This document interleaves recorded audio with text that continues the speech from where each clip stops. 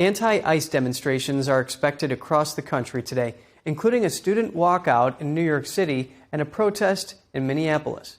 One organizer from the University of Minnesota's Black Student Union said the strike aims to build lasting momentum. The demonstrations come as border czar Tom Homan said immigration enforcement in Minneapolis could be scaled back. He said it would depend on cooperation from state and city officials in honoring ICE detainers. Border czar Tom Homan says Minnesota will now allow jails to notify ICE when an illegal immigrant is being released. Homan says if discussions keep going well with state leaders, then the amount of federal agents in the state could start decreasing. NTD's correspondent Jason Blair has more.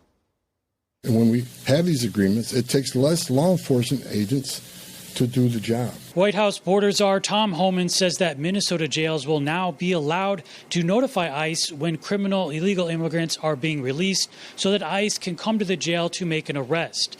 Homan says that Minnesota state prisons have already been complying with this. More agents in the jail means less agents in the street. Homan says that when ICE agents can't make an arrest at a jail, they have to go out in the street. Now we got to arrest somebody on his turf who has access to who knows what weapons.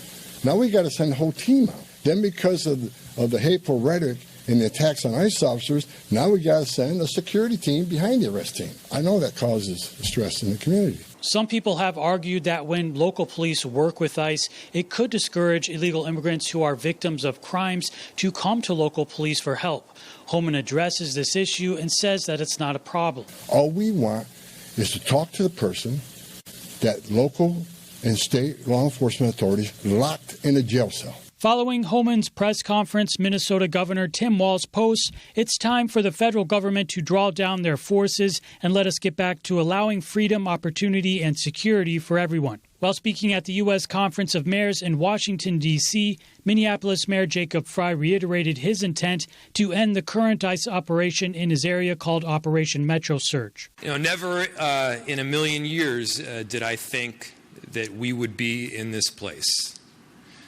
Where troops and federal agents by the thousands have been deployed on a great American city. The White House has emphasized that states and cities that cooperate more with ICE are largely safer. 7 of the top 10 safest cities in the United States cooperate with ICE. And we've seen historic turnaround in safety in cities that have chosen to cooperate with ICE, that are not just led by Republicans, but also look right here in Washington, D.C. Tom Homan was sent to Minnesota by President Trump on Monday to speak with state and local leaders amidst protests, social unrest, and tough working conditions for immigration authorities. Homan also made it clear that the administration is not backing down on its mission of immigration enforcement and that he'll stay in Minnesota until the problem is solved.